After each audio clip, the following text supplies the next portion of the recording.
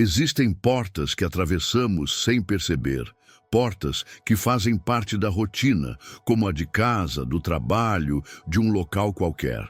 Mas existe uma porta que não se vê, que não tem dobradiças nem fechaduras, e que, uma vez cruzada, muda para sempre o rumo da nossa existência. Essa porta não está em construções de pedra, mas no próprio mistério de Deus. Ela não é física, é espiritual, e, no entanto, é mais real do que qualquer parede ou portão que já tenhamos tocado. É a entrada para uma vida que não se mede apenas em dias e anos, mas em eternidade.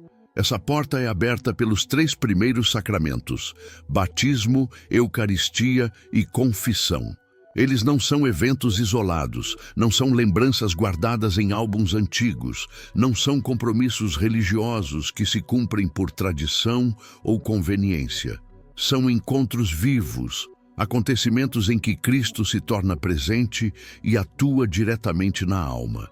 São fontes de graça invisíveis, mas que tocam e transformam a vida de quem as recebe. É por isso que a Igreja, no Catecismo, os chama de sacramentos de iniciação e cura, fundamentos indispensáveis de toda a vida cristã. O batismo é mais do que um rito de passagem. É o momento em que Deus, pela sua própria ação, arranca uma pessoa da escuridão e a conduz para a luz. É o primeiro passo de um caminho que não termina mais. Não se trata apenas de apagar o pecado original, mas de inserir o batizado numa nova identidade, numa nova família, que é a própria Igreja. É ruptura e renascimento. Não é um gesto simbólico, mas um ato concreto de Deus, que marca a alma de maneira indelével. É um selo eterno que ninguém pode apagar. Ele inaugura uma vida completamente nova, e sem esse passo, nenhum dos outros sacramentos podem ser vivido plenamente. A Eucaristia, por sua vez, é o convite que vem direto do céu. Quando nos aproximamos do altar, não vamos a uma mesa comum, mas ao banquete da eternidade. Não é apenas uma lembrança de algo que aconteceu no passado, mas a presença real de Cristo, inteiro, vivo, entregando-se como alimento. É o próprio Deus que se une a nós de modo tão íntimo que a sua vida passa a circular em nós. Cada comunhão é um ato de amor absoluto, em que Ele, que é infinito, se entrega por inteiro para sustentar a nossa fraqueza. Na Eucaristia, não apenas tocamos Deus, nós o recebemos em nosso corpo e alma.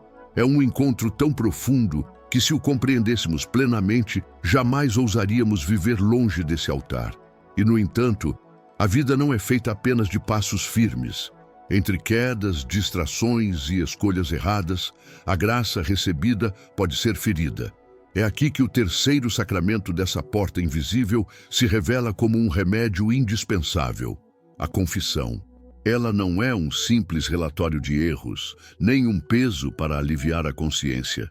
É um encontro pessoal com Cristo que, pela voz do sacerdote, nos diz: eu te absolvo.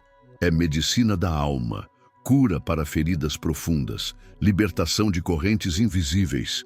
É a oportunidade de recomeçar, de voltar a caminhar de cabeça erguida, sabendo que não carregamos mais o peso da culpa. É também um ato de humildade, porque nos coloca diante da verdade de quem somos e, ao mesmo tempo, diante da certeza de que Deus nos ama e nos perdoa. Esses 3 sacramentos não são degraus separados, mas um único caminho que se inicia com o batismo, se alimenta com a Eucaristia e se renova com a confissão. Eles funcionam como 3 chaves que abrem o mesmo mistério: a vida plena em Deus. Se um deles é ignorado, a caminhada enfraquece, como uma mesa que tenta se sustentar em apenas 2 pernas. Quem os vive conscientemente percebe que cada um ilumina e completa o outro. O batismo abre a vida de fé, a Eucaristia a sustenta e a confissão a restaura sempre que é ferida. É um ciclo de vida que não deve ser interrompido, pois nele está a força da perseverança. O batismo não é apenas um rito de passagem para registrar em fotos, nem um costume que se cumpre para satisfazer a família. É um ato divino, profundo e irrevogável, que corta a história de uma pessoa em dois momentos distintos, antes e depois. Jesus não apresentou o batismo como uma sugestão, mas como uma necessidade absoluta, afirmando com clareza que quem não nascer da água e do Espírito não pode entrar no reino de Deus. Isso significa que, sem ele, a porta para a vida eterna permanece fechada. É por meio do batismo que somos libertos do peso invisível do pecado original. Recebemos a vida nova em Cristo e somos marcados com um selo espiritual que nunca será apagado. Essa marca é definitiva, mas também transformadora. O batismo não apenas muda o nosso estado diante de Deus, ele nos dá uma nova identidade, a de filhos adotivos. É um renascimento real. Naquele momento, o homem velho, ligado ao mundo e ao pecado, morre, e surge o homem novo, unido a Cristo. A água, visível e palpável, é o sinal que expressa algo invisível e sobrenatural.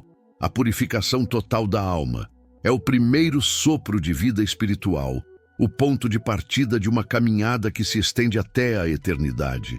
E, no entanto, é também um ato de ruptura. Quem é batizado renuncia ao que antes era comum e se compromete a viver segundo outra lógica, a lógica do Evangelho. Essa ruptura é tão radical que no rito a Igreja inclui a renúncia explícita a Satanás e a todas as suas obras. Não se trata de um gesto simbólico, mas de uma declaração de guerra espiritual. O batizado passa a pertencer definitivamente a Cristo e, por isso, se torna alvo de oposição espiritual. A vida cristã, desde o batismo, não é uma existência passiva, mas um combate diário, em que a graça recebida deve ser protegida e cultivada. O batismo também nos insere numa família. Ele não é um ato isolado, individual, mas um ingresso na comunidade de fé, a Igreja. Somos enxertados no corpo de Cristo, unidos a todos os batizados de todos os tempos. Isso significa que, desde aquele instante, não caminhamos sozinhos. A fé passa a ser vivida de forma comunitária, alimentada pela liturgia, pela partilha e pelo testemunho. Esse pertencimento é irrevogável. Mesmo que alguém se afaste da vida de fé, o batismo permanece como um chamado constante a voltar. Uma vez batizado, sempre batizado. Mas nascer não basta. É preciso crescer. O batismo é apenas o início de uma vida espiritual que precisa ser alimentada e fortalecida. É aqui que percebemos como ele se liga diretamente aos outros sacramentos. Sem a Eucaristia, o batizado enfraquece. Sem a confissão, as quedas acumulam feridas que podem sufocar a vida nova recebida. O batismo acende a luz, mas é a vivência sacramental constante que a mantém brilhando. Negligenciar isso é como abandonar uma planta recém-brotada, sem água ou cuidado. Outro aspecto profundo do batismo é que ele nos configura a Cristo de maneira única. Ser batizado é ser chamado a viver como ele viveu, a pensar como ele pensou, a amar como ele amou. Essa configuração não é um peso, mas uma vocação. Somos enviados ao mundo como testemunhas, carregando dentro de nós a graça que recebemos, para que ela se manifeste nas nossas palavras, atitudes e escolhas. O batismo também é um convite diário à lembrança e à renovação.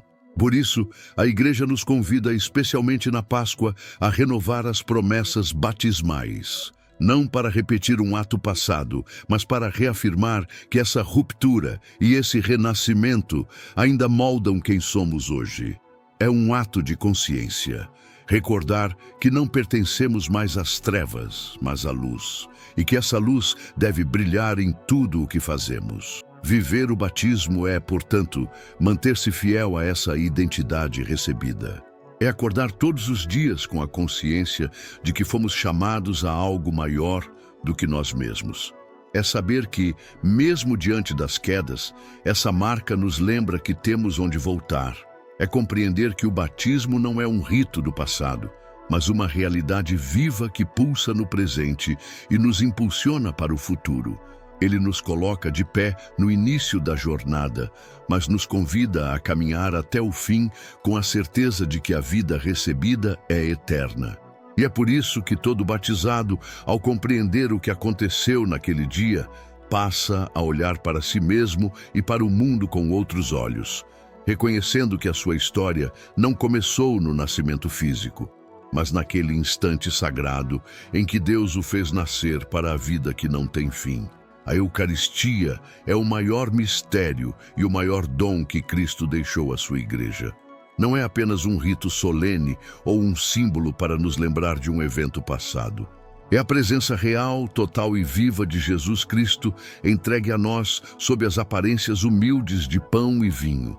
Quando ele, na última ceia, disse: "Isto é o meu corpo e isto é o meu sangue", não estava usando linguagem figurada, mas revelando uma realidade sobrenatural que ultrapassa qualquer compreensão humana. Naquele momento, ele instituiu um sacramento que atravessaria séculos e chegaria a nós hoje, com a mesma força e poder salvífico de quando foi celebrado pela primeira vez. Na Eucaristia, o Eterno se derrama no tempo. A missa não é uma repetição da cruz, mas a sua atualização sacramental. O mesmo sacrifício oferecido no Calvário está presente no altar, sem sangue visível, mas com a mesma entrega total de Cristo ao Pai. Ele se oferece novamente, não porque o seu sacrifício precise ser repetido, mas para que possamos participar dele e receber os frutos da redenção. Quando participamos da missa, estamos misticamente aos pés da cruz, diante de Cristo que se dá por amor. Mas a Eucaristia não é apenas sacrifício, é também alimento. Cristo, sabendo que a caminhada da fé é longa e exigente, escolheu permanecer conosco não apenas espiritualmente, mas fisicamente, na forma mais íntima possível, tornando-se o nosso sustento. Ao comungarmos, recebemos o próprio corpo, sangue, alma e divindade do Senhor. Ele se une a nós de forma tão íntima que sua vida passa a circular na nossa, fortalecendo-nos por dentro, purificando-nos e moldando-nos segundo a sua vontade. É a força invisível que nos mantém de pé diante das provações e nos dá coragem para viver a fé em um mundo que muitas vezes a rejeita. Receber a Eucaristia é participar de um banquete que antecipa o céu. É um gosto da eternidade experimentado no tempo presente. Por isso, a Igreja chama a Eucaristia de penhor da glória futura. É como se Deus nos desse um pedaço do futuro para sustentar o presente. Essa comunhão com Cristo não é algo que se encerra ao final da missa. Ela continua a agir em nós, influenciando nossas palavras, decisões e relacionamentos. Quem vive de verdade a Eucaristia carrega consigo um reflexo da presença divina e isso transparece nos gestos e atitudes. A Eucaristia também constrói a unidade da Igreja. Quando comungamos, não estamos apenas unidos a Cristo, mas a todos que o recebem. Formamos um só corpo, como ensina São Paulo, porque há um só pão. Nós, embora muitos, somos um só corpo. Essa unidade é mais que simbólica, é real.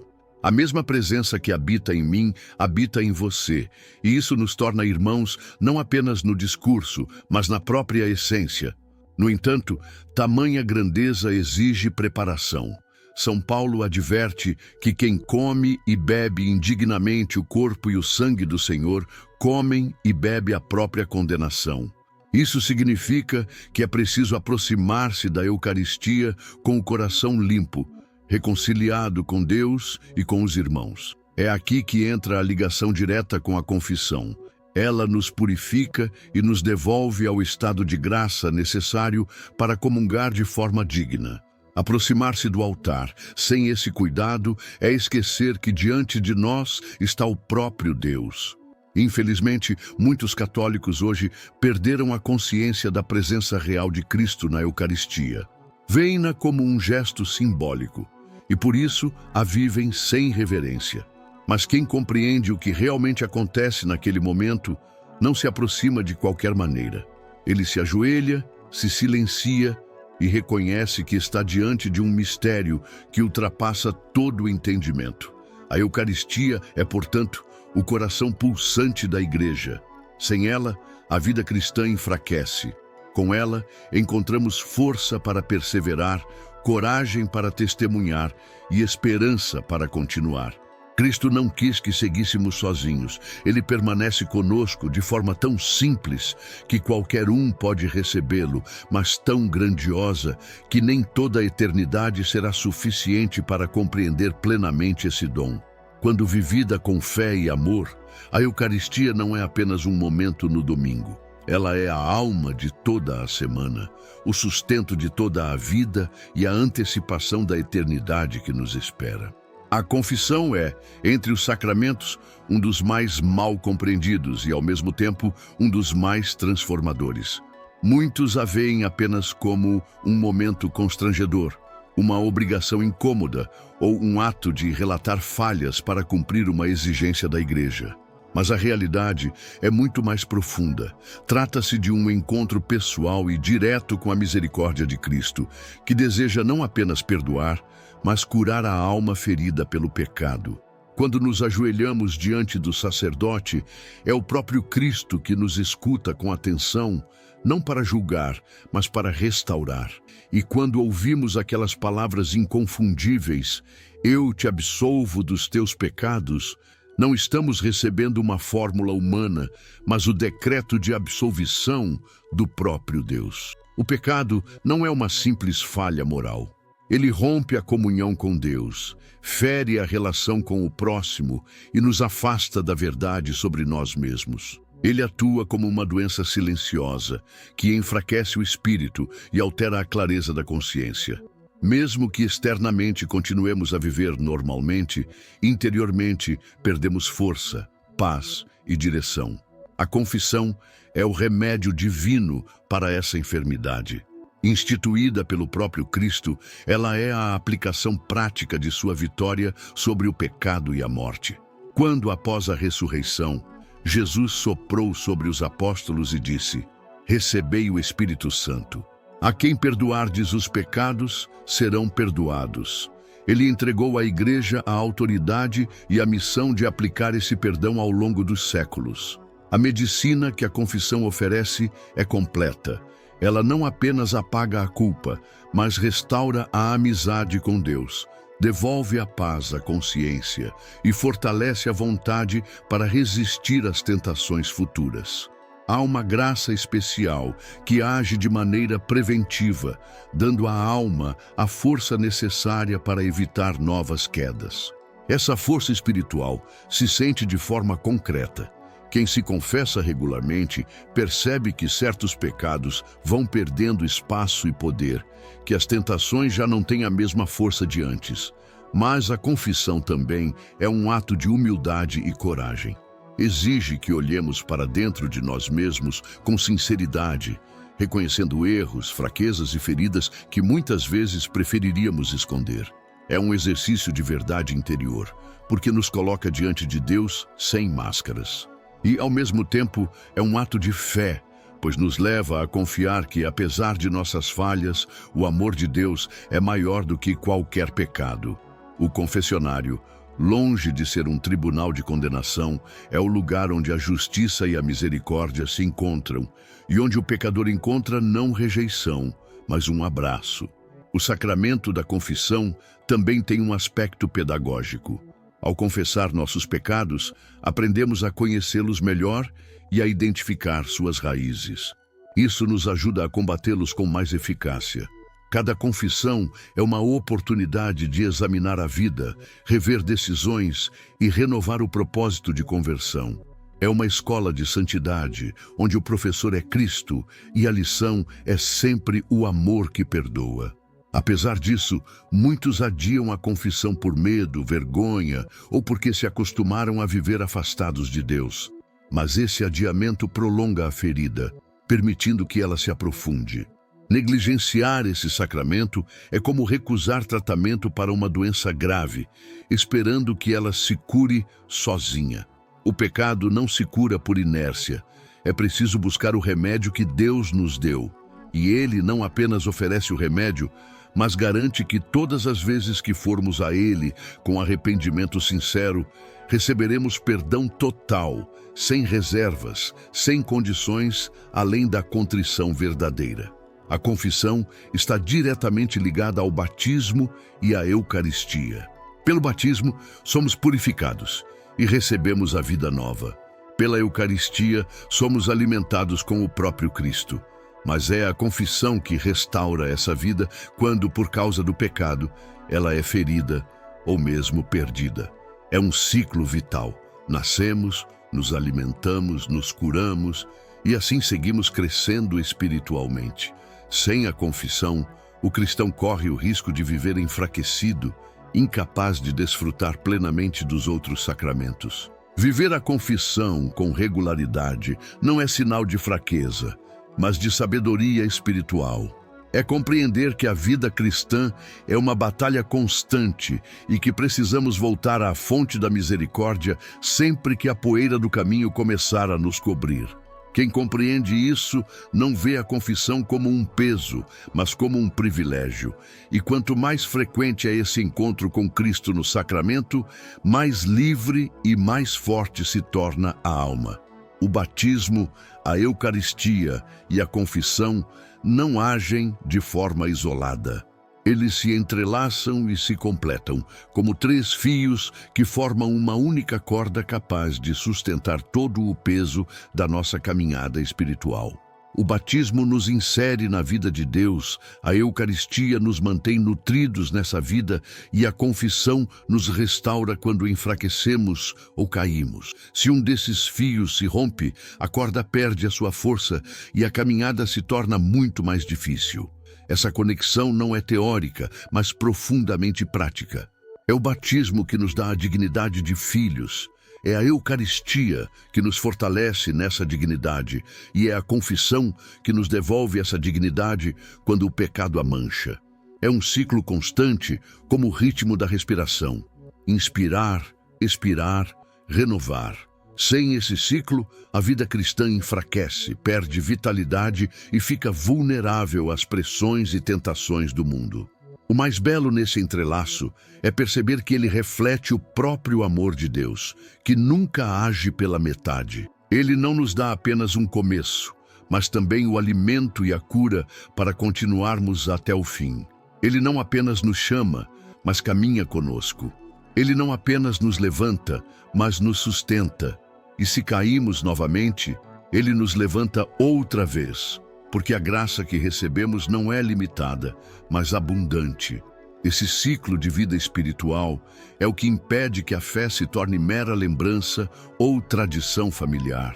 Ele mantém o coração aceso, a consciência desperta e a vontade fortalecida. É como uma fonte que, alimentada constantemente, nunca seca. Aquele que vive os três sacramentos de forma fiel e consciente não apenas permanece na fé, mas cresce nela, amadurece e se torna capaz de testemunhar ao mundo a alegria e a força que vem de Deus. Nos sacramentos, o visível e o invisível se encontram. Deus age através de sinais concretos, tangíveis, para nos comunicar realidades eternas. A água, o pão, o vinho, as palavras pronunciadas pelo sacerdote, tudo isso são sinais que, por si só, poderiam ser apenas elementos comuns, mas que, pela instituição de Cristo e pela ação do Espírito Santo, se tornam portadores da graça. Esses sinais não apenas lembram algo, realizam aquilo que significam. A pedagogia divina é perfeita. Como somos corpo e alma, Deus nos alcança por meio dos sentidos, usando realidades materiais para comunicar o espiritual. Ele se adapta à nossa condição humana para que possamos receber plenamente a sua ação. No batismo, a água não apenas simboliza limpeza, ela purifica de fato. Na Eucaristia, o pão não apenas representa Cristo, ele é Cristo. Na confissão, as palavras de absolvição não apenas transmitem um desejo, elas efetivamente perdoam os pecados. E é nesse encontro entre o sinal visível e a graça invisível que experimentamos a proximidade de Deus. Ele não se limita a estar distante, aguardando que o alcancemos por nossos próprios esforços. Ele vem até nós, se oculta sob formas simples e acessíveis e age no mais profundo da nossa alma. É uma humildade divina que nos desconcerta. O Criador de tudo se faz presente no ordinário para transformar o nosso ordinário em extraordinário. O maior perigo para a vida sacramental não é a falta de acesso a uma igreja, mas o esquecimento gradual de sua importância. Esse esquecimento não acontece de forma brusca, mas como um desgaste silencioso. Começa com pequenas concessões. A missa que deixamos para a próxima semana, a confissão que adiamos indefinidamente, o batismo que reduzimos a um evento social. Pouco a pouco, o que era essencial se torna opcional e o que era prioridade passa a ser tratado como detalhe. Assim, a alma se acostuma a viver longe da fonte da graça e esse afastamento mata lentamente a sensibilidade espiritual.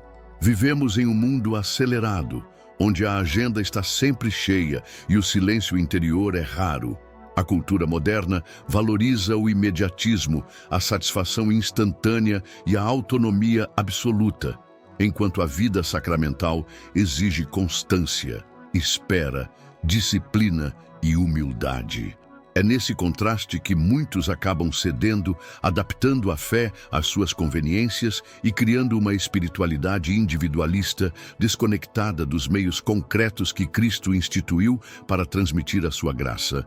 Essa mentalidade enfraquece, porque substitui o encontro real com Deus por tentativas humanas de autojustificação. A luta contra o esquecimento espiritual começa quando reconhecemos que os sacramentos não são um extra na vida cristã, mas o próprio eixo em torno do qual ela gira. Assim como o corpo precisa de alimento, água e descanso, a alma precisa de eucaristia, confissão e da renovação constante do batismo. Isso não acontece por acaso. É fruto de decisão, organização e fidelidade. A vida sacramental deve ser prioridade inegociável, protegida contra distrações e contra a tentação de deixá-la para depois. Essa luta se vence também na prática. É necessário inserir na rotina momentos de oração pessoal, estabelecer um intervalo fixo para a confissão, preparar-se para a missa com antecedência e cultivar a consciência de que o batismo não é passado, mas presente vivo na nossa identidade. Envolver-se com a comunidade de fé e manter-se próximo de pessoas que valorizam os sacramentos ajuda a preservar a chama acesa. A fé enfraquece quando vivida isoladamente, mas floresce quando alimentada em comunhão. O esquecimento espiritual é como um véu que se forma lentamente sobre os olhos da alma. No início, ainda conseguimos enxergar, mas com o tempo, a visão se torna turva, até que a luz parece distante. Retirar esse véu exige decisão e humildade para voltar à fonte. E a boa notícia é que Deus sempre mantém a porta aberta. Não importa quanto tempo se passou ou quão longe alguém tenha ido. Cada retorno aos sacramentos é uma nova chance de vida, de reconciliação e de fortalecimento interior. Tudo o que refletimos sobre o batismo, a Eucaristia e a confissão nos levam a uma conclusão clara. Viver esses sacramentos plenamente não é apenas um dever, é a única maneira de sustentar uma fé sólida, madura e capaz de resistir às tempestades. O batismo nos dá a vida, a Eucaristia a mantém viva e a confissão a restaura sempre que necessário. Juntos, eles formam o coração da vida cristã, um círculo de graça que se renova constantemente. Cristo não nos deixou apenas palavras e ensinamentos. Ele nos deixou encontros reais com Ele, marcados por sinais visíveis que comunicam realidades invisíveis. A vivência plena desses encontros exige fé para reconhecer a presença de Deus, reverência para tratar o sagrado como merece e constância para não depender apenas de momentos de inspiração. É preciso compromisso, disciplina e amor. Esse chamado é urgente, porque o tempo é limitado e a eternidade está diante de nós. Cada dia sem a graça dos sacramentos é um dia vivido com menos força espiritual, menos luz e menos direção. Mas cada dia vivido em comunhão com eles é um passo firme no caminho que conduz ao Pai. A escolha está sempre diante de nós. Viver o batismo, a Eucaristia e a confissão com intensidade é decidir todos os dias que Cristo é o centro e que tudo o mais deve se organizar em torno dele. É recusar a fé superficial e abraçar a fé que transforma. É permitir que a graça recebida não fique apenas guardada, mas transborde na forma como falamos, agimos e amamos. O mundo precisa de cristãos que não apenas digam crer, mas que sejam testemunhas vivas da graça que receberam. E esse testemunho começa no altar, na pia batismal e no confessionário. Quem vive essa realidade não caminha sozinho, não vive à mercê das circunstâncias, porque está enraizado na presença viva de Deus. E é essa presença que nos sustenta, hoje e para sempre.